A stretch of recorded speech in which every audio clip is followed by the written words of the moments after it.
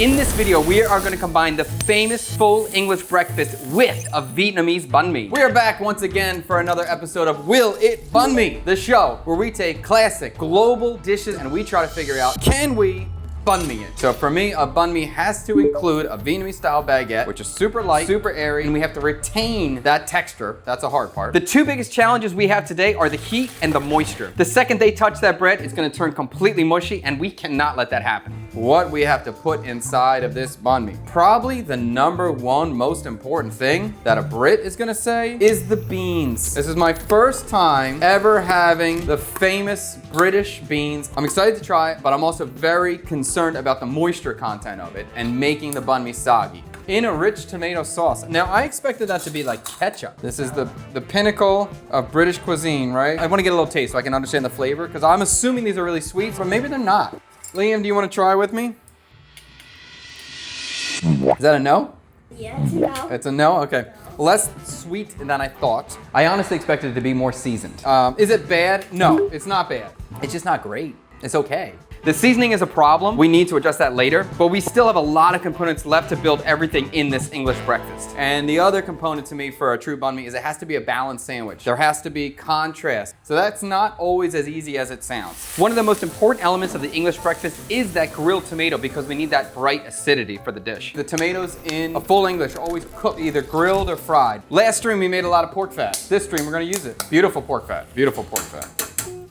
So we're gonna get our pork fat as hot as we can, and we're gonna try to fry the tomatoes. But I'm also not gonna fry them too hard. I want them to keep their texture. I'm not gonna move them. I'm just gonna cook them on the one side. That's why I have this as hot as possible. I can get it seared as quick as possible without getting it mushy throughout. That's what I want. So we can see the tomatoes charred, beautiful. Still basically raw, perfect. The tomatoes are looking like this on the side of the plate, just kind of put on the plate, served. I don't know if it's obvious or not, but obvious to me that if I just put a frickin' half a tomato in a banh mi, that ain't gonna work out well. It's gonna be a giant juicy mess and it's gonna sog up the bread. So I don't really have much vegetable components to work with when we're talking about a full English. I was trying to figure out, how do I introduce some balance? How do I introduce some contrast into this banh mi sandwich? So we're gonna make a tomato salad, and that's gonna be our moment of refresh to cut through all this heavy, meaty, protein-rich stuff we're dealing with.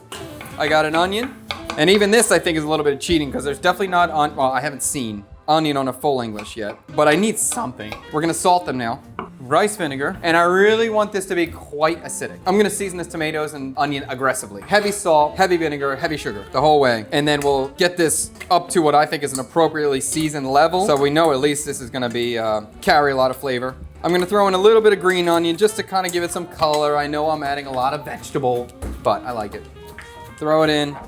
Tomato salad. Again, I continue to talk about how much I'm scared of it. Moisture. So we will be straining this before we serve it. So that means when I eat this, I want this to taste slightly over seasoned, because I'm gonna strain it so some of the seasoning will come out.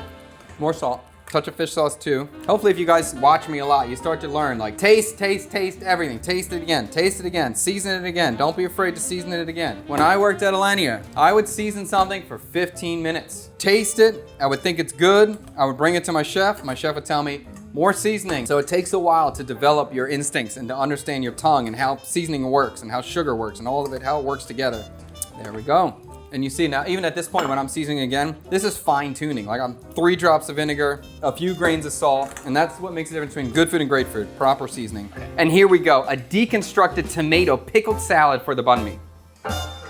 Every authentic banh mi needs a spreadable foundation. We're gonna be using the classic mushroom component of the English breakfast to make that our pate. I'm choosing the straw mushroom today, one of my favorites. They are easily one of the most flavorful varieties you can get. In the same pan, throw in our mushrooms now. The mushroom's gonna have a crap ton of moisture. We want that moisture to get pulled out. I'm not adding salt on these yet either. When you pull the salt in, it's gonna pull the moisture off of the mushroom.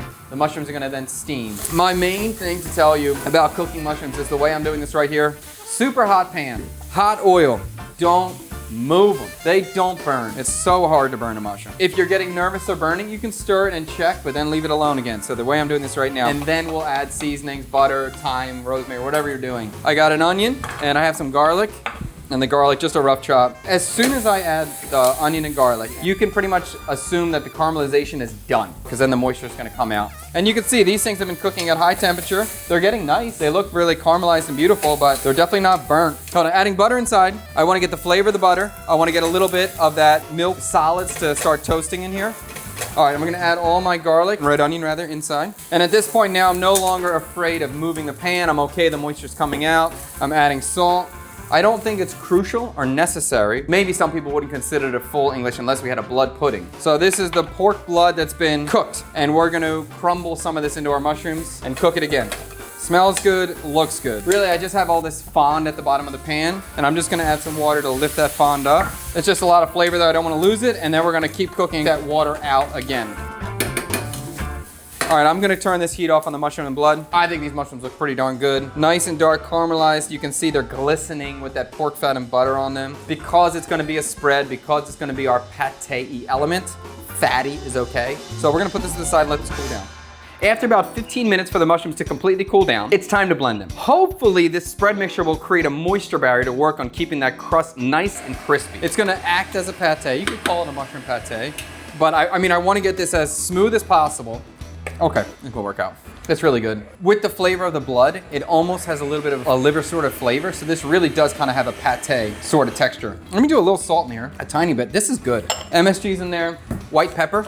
Pretty darn happy with this. I think this turned out well. I think to try to like cover the mushroom element and the blood element, this was a great idea. Oh my God, I just thought about some foie gras inside of this. I'm not doing it, but God darn, that would be good too. And a thin layer of this should give us some good bread protection. I like it. I'm very happy with this. Pretty cool. Pretty cool. There are a lot of things happening in the full English breakfast. There's a lot of ways that this can go wrong. Like these crispy fried hash browns. We need them to retain that crunch, but they can't be too hot or they will steam inside the bread, making it mushy yet again. We're gonna fry the potatoes crispy, but then I'm gonna put them in the oven and try to keep them crunchy and crispy, but not too hot. I wanna let them cool down slightly. Again, the steam is gonna happen and kill my bread. I'm gonna get my oven on at a low temperature. I'm gonna throw the beans with a touch of salt and a touch of fish sauce into the oven to warm up. Don't tell anybody I'm doing this part. And a touch of MSG once again. Don't tell anyone this is happening. Brits, I love you, but we're just gonna season the beans up. Okay, potatoes look great. I'm pulling them out. They're gonna go right in the oven. They're gonna cool down slightly. Bacon is another staple of the English breakfast, and our choice is limited. This local Vietnamese bacon I found, it's not actually smoked, it's completely waterlogged, meaning I can never really get it fully crispy. So this is my first time trying this air dry method to see if we can pull some of the hidden moisture out of there. I think it's working. It's crisping up nicely. Another common thing that comes with a full English breakfast is fry bread, which is literally a piece of white bread put in a deep fryer until it's crispy. Tasty also sounds like death, but I'm sure it's good. I know Michael is gonna hate the way I'm gonna cut this banh mi, but I don't really have much of a choice, so we're gonna go straight down, sort of a sub-style banh mi. I'm gonna try to fry the interior of the loaf in this pork fat. I'm also gonna cook the bacon in here and the sausage, so it should have a lot of meaty flavors going on. But I wanna get this interior crispy and hoping that prevents the sogginess and the steaminess all the way through to the edge. So again, that's the goal. We're gonna try to fry that up. The bacon is crisping up nicely. I'll take them out of the pan. Next up, our homemade sausage. Pretty standard breakfast sausage. Ground pork, sage, a little bit of fennel, sugar, a little bit of molasses, salt, MSG. Because it's homemade sausage, so I don't have a casing to it in any way. It's not a link. So I wanted to cook it off in one piece, and then we can fry these individual little guys. And also I wanted to make a lot so I could freeze it and my kids could eat for breakfast too. So that's kind of the reason I did it this way. All right, sausage in the oven. Finally, the standard English breakfast will always come with an over easy egg. I don't know, I think Brits call it dippy eggs, I believe. Salt, pepper, keep these very, very loose. Probably turn the heat off now, and let's start pulling everything out and we'll start building this out. And we are about to build a full English. It's happening. Bada friggin' bing. We're ready. Crispy pork fat banh mi fry bread, seared homemade sausage, crispy bacon, pickled grilled tomato salad, fried hash browns, blood and mushroom pate, our sunny side up eggs, our slightly seasoned tomato and beans, beans on toast tomatoes. Part of the reason why I put the pate on the top to protect from the beans. And then we're gonna go bada bing. The full English breakfast banh mi has been created. I think it's solid. I think it's pretty intense on the height, on the bite diameter that you're gonna need to make it feel. But I think this is gonna be quite a sandwich here. Look at that, bro. That looks good. Oh, I'm excited. I'm excited. It looks even more ridiculous assembled. Agreed. Here comes the kids. They started knowing. They could smell it. They could see it. They knew it was coming. Oh, all the judges are coming. We have the king of lore himself, Mr. Tree Kubanoff, the shotgun surgeon, the Vietnamese Viking, Mr. Liam Ragnar Kubanoff, and the queen of cute, the most beautiful creature on the planet, Jade Hat Kubanoff. Take a bite. Be careful. It's gonna be juicy. We're getting into it. This is the moment. My whole life is lined up for this. Any words, Liam? It's amazing. I didn't even have any hash brown. It's just so messy. Nothing. I don't like the fact that it's hard to eat. Flavor's good though. Do you think the bread is soggy?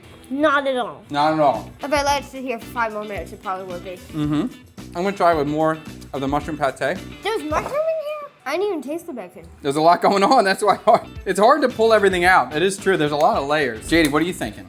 Great. Can you taste the beans? Yes, we can. Yes, you can. The beans are the only thing I can taste and feel. The only thing you can taste and feel. How about you? Do you like the bean? No. Why? Tastes weird?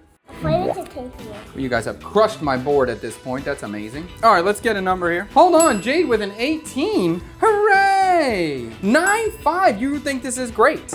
Like top tier banh mi? Yeah. Okay. I think it's great. Liam? A 9. Wow, everybody really liked this. I like the roasted tomatoes. The tomato's good. Tomato salad's good. I agree with that. For me, will it banh mi? It's an 8. It's an 8.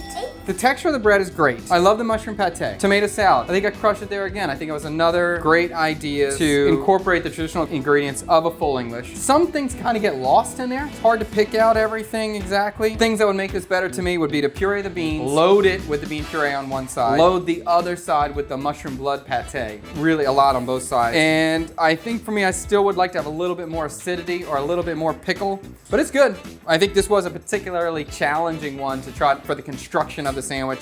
Yeah, it's gonna banh mi for sure. Let's see what the real Viet palate thinks. The beans scare me a little bit. The beans scare you? I mean, bánh mì offline is messy. This is messier. This is definitely messier. It's kind of one note. One note, I agree. 7 heard that. If you enjoyed this video, subscribe to the channel, give us a like down below. Please help us out with that comment. Any comment, chatty, great chat, you suck. Bicycle emoji, anything at all. See you next time, peace.